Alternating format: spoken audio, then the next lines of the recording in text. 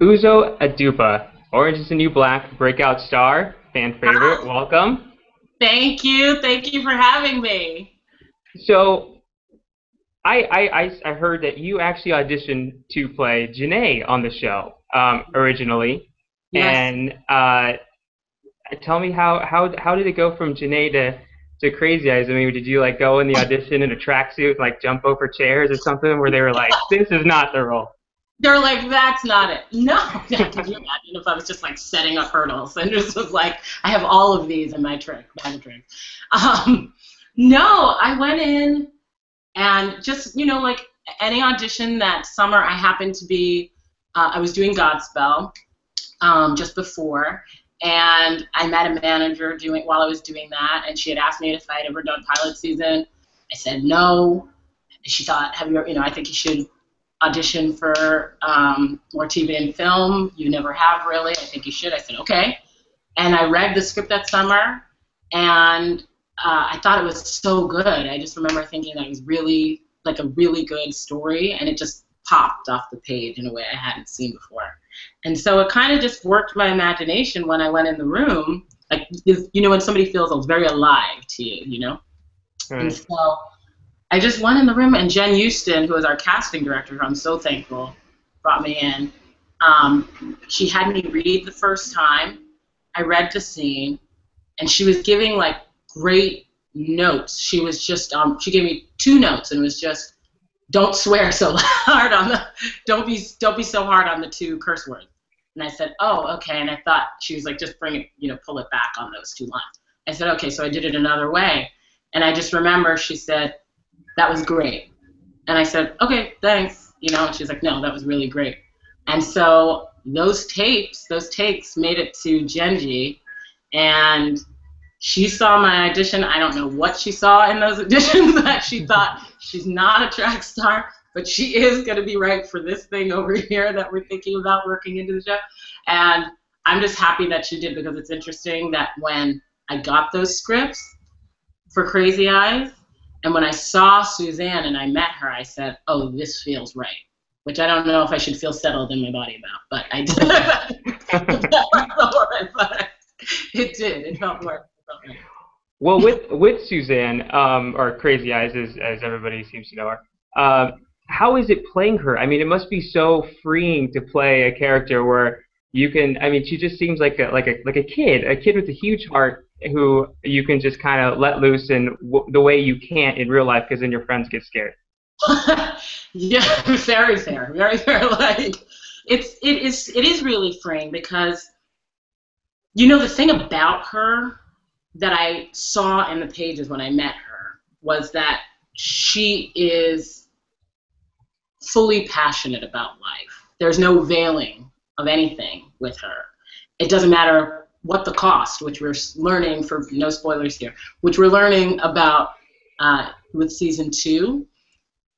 She's willing to go the full distance, no matter what the potential consequence or the gain, And I thought that was found in this one line that described her, Marco Ramirez, who wrote the script, where she's introduced. She said, I'm paraphrasing now, but she's innocent like a child, except children aren't scary. And I thought, wow, that's a lot of information of who this woman is and how open a spirit that has to be. Because children, they don't ever think about anything that they're doing. They just start playing, and they play with imaginations. You watch a bunch of kids playing together. They're playing dress up or pirates or whatever. They go all the way in. And so I just thought to myself, this is an opportunity to be as boundless and as fearless as she is in my own attempts at creating.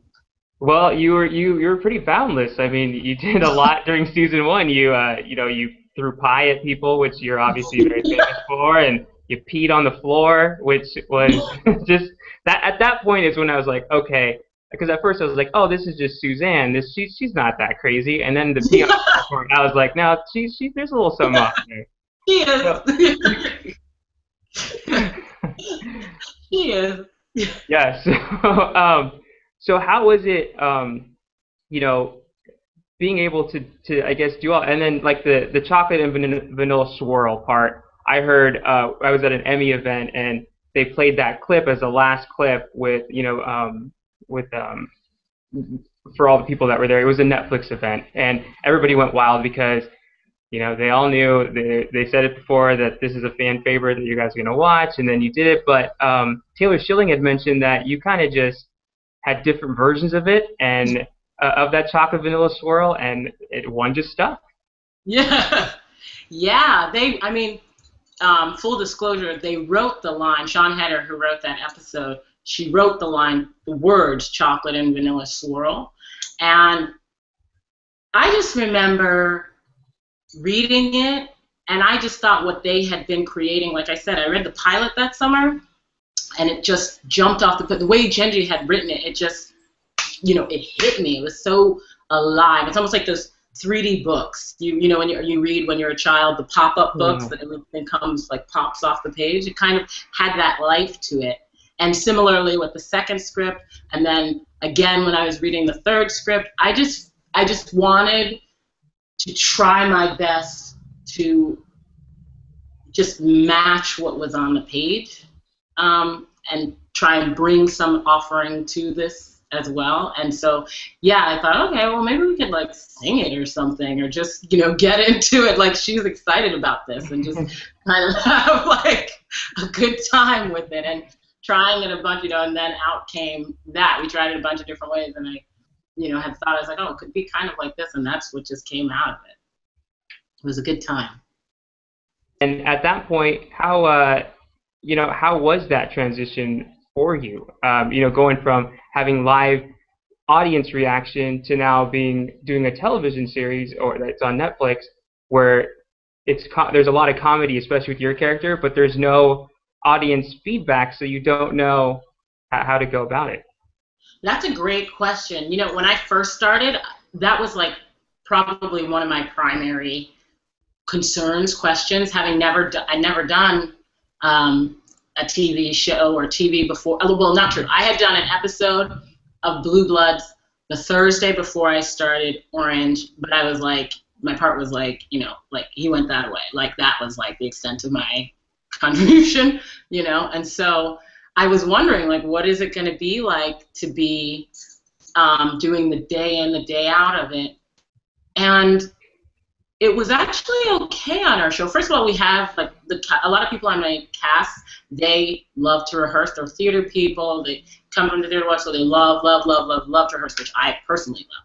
But then in the doing of the show, it was the same. And I'll tell you the reason why. What I learned most from doing television, and now I just did a film, is good stories are good stories. And if it's a good story, it's easy to find your way into the telling of that story.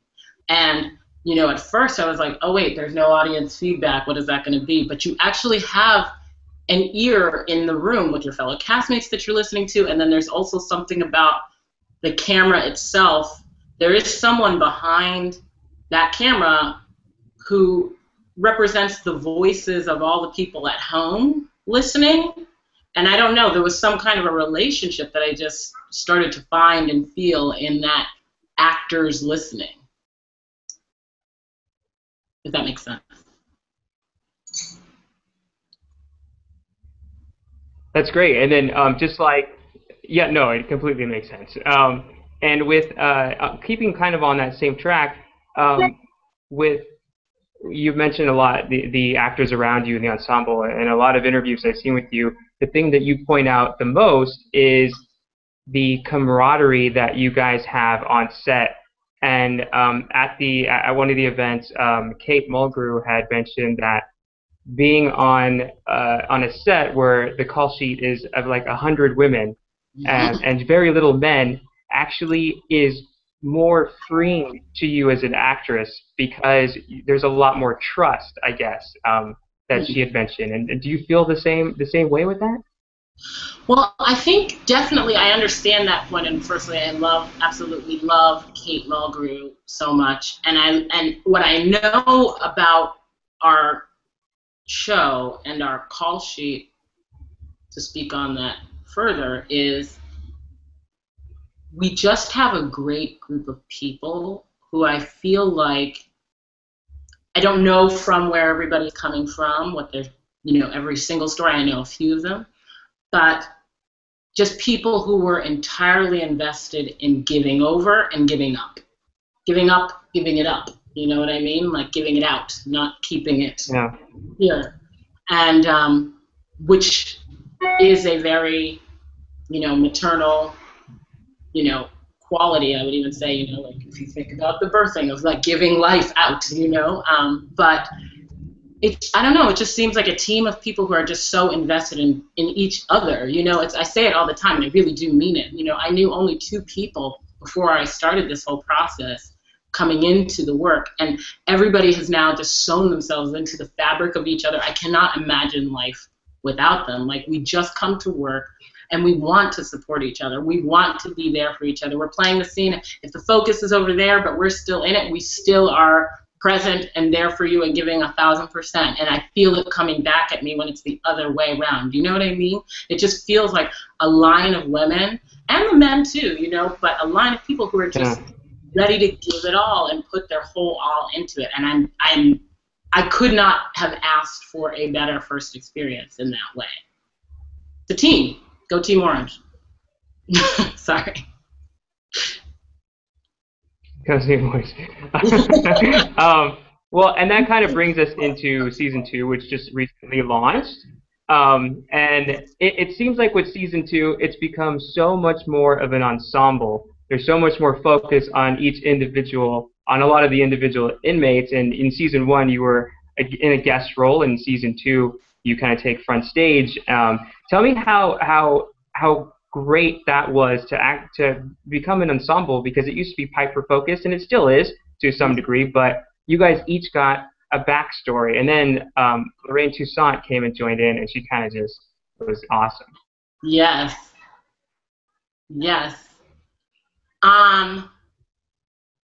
But I love both sides, like season 1, coming in, it did feel like I was guesting on a show. I was a guest there, coming in to just add whatever I could to what was already, created and there for us to tell.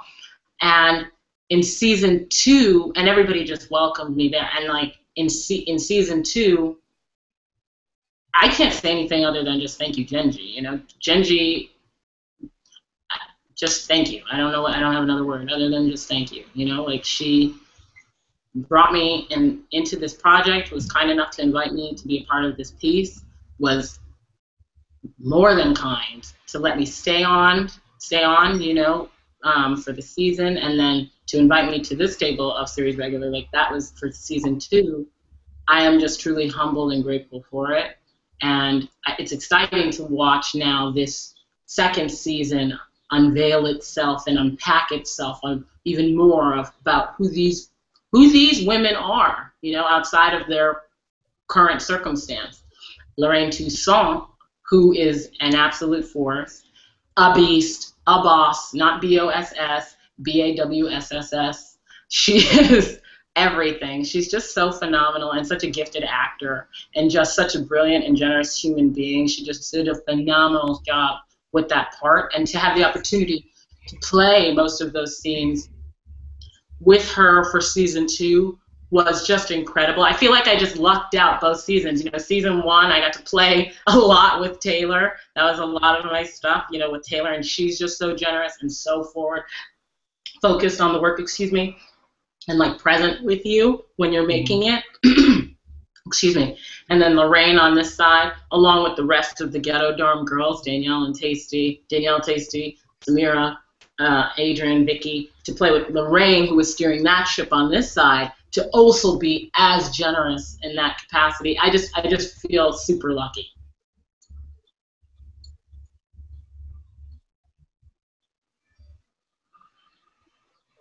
Well, you had mentioned the relationship with Lorraine on set was great. Was there any, I guess, inmate or other character, I should say, that you wish Suzanne had a few more scenes with, or just scenes at all with? Because there's so many of you. I imagine it's so hard to have you all interact with all your different circles. I mean, yeah, definitely so. I mean, there are a few, obviously, like, Kate Mulgrew was fantastic. I think that would be amazing to do some more scenes. I got to do my first scene with her, but I was just present for it with Red for season 2. I was really excited. I got to do a scene with my friend Yael Stone this season. That was so fantastic. I love her so much. I'd love to do a scene with Natasha. She's fantastic. Who else am I? Yeah, like those 3. Those would be great people that I haven't yet done scenes with that I would love to do a scene with. They're all fantastic, but I'm sure I'm leaving someone out. Dash! Oh, Dash! Dayanara! Yes, Dayanara. I would love to do a scene with Dash. She's fantastic. I love her so much. That's my girl. Dash. And so recently today, I saw the Funny or Die clip that came out of your auditions for all the different characters in season 1 of Orange is the New Black. Yeah. I'm going to say, I think you did a great job as Nikki. I probably would have cast you either as Nikki or as Poussey with the little bringing the little Wayne mix into it. I thought was great. And don't let anybody tell you that you can't look like Taylor Swift, because you could do Piper in a heartbeat. I mean, it would have, with a simple rewrite of that one word, I mean, it would have been, but were it another day, is what I say. That's what I say. But had it been another day. No, yeah, that was so much fun. Oh my gosh, we did that now. It's some months ago, but it was really, really, really fun to make that, and I was so glad that they had me for that. And I love my castmates so much, and I think they're all geniuses, and they are all clearly, after watching that audition, more appropriate for those roles than I could ever be, with them. But it was so fun just for like a second to be able to step in their shoes, not at all meeting them or filling them in any way. But that was really fun to do. That was really, really fun. Well, yeah, I mean, it seems like you should probably stick with Suzanne Crazy Eyes as your role there. Not because you couldn't do the other ones, but because you're getting so much praise for playing Crazy Eyes. Congratulations on your Critics' Choice nomination for Guest Actress in a Comedy, or I'm sorry, not Guest Actress, just a Guest Performer in a Comedy, where they mend the two together. So you're going up against like James Earl Jones. I know, Alex. I know. I'm like a huge fan of his. First of all, like. It's crazy. Thank you very much. It's bananas. It's bananas. But I'm super, super thankful, super, super grateful to even been included in the conversation. It's bananas. A lot of those actors, I think, are just phenomenal. Well, well, we're predicting you to win that award, the Critics' Choice, and we're also predicting you to be nominated for Guest Actress in a Comedy Series at the Emmys, where you're going to be going against people like Tina Fey and Ellen Burstyn and Octavia Spencer. I mean, could you ever have imagined that coming from getting a guest star role on an internet show would now lead you to where you are, to people dressing up like you at Halloween and having all of this award attention? Honestly, honest to goodness, no. It really is a very, very short no.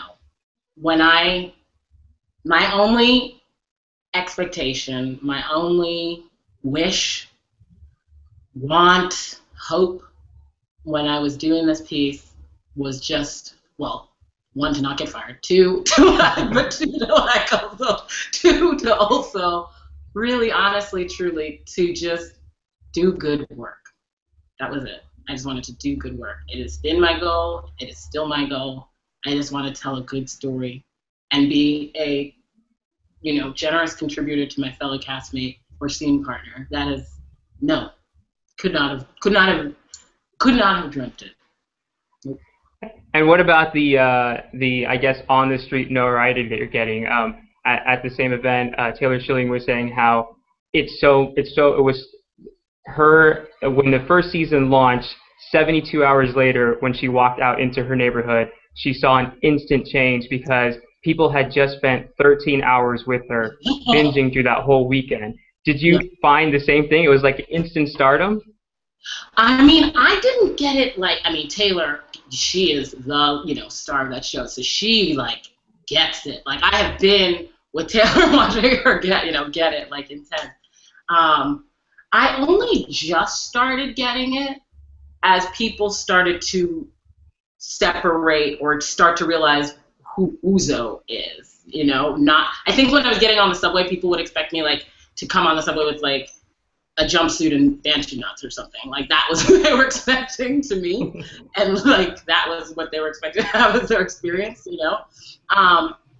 And then when people started to realize that that's not me, then I started feeling it more. I started getting that. And I'm fine with it. I'm very happy that people are enjoying the show, and people will come up to you and, either they themselves have been incarcerated and will say, that's exactly what my experience was like, or I knew a crazy eyes in there, or, just kind of, I have a crazy eyes in my family, that's kind of, I'm happy for people to have that experience, and also just happy that people are enjoying the show and feeling glad that it's on TV, or not TV, the other thing, SV. Not Well, I mean, if you ever went to the subway and all the seats were taken up and it was crowded, it may be a good idea to put on that jumpsuit and just walk in there. I'm sure they would clear a path just for you right there. I mean, I'm pretty sure I could make that happen. I could just be like, that's my seat. And they would just, like, rise or just hover over them intensely until somebody made a choice. And I know it's not me. So. Well, I just want to congratulate you again on your Critics nomination. We're pulling for you. We're pulling for you at the Emmys, and we look forward to talking to you again. And it was great talking to you today. And I hope the best for season 3. I believe you guys started filming just a week ago or so. Is that right? Yeah, we just started a week ago Monday. We've just gone back to work. So very, very exciting time, and great to see everybody. It's a really fun place to work, like, we just like to go to work, and we just get to see everybody, catch up with everybody. It's a good time. Very, very thankful.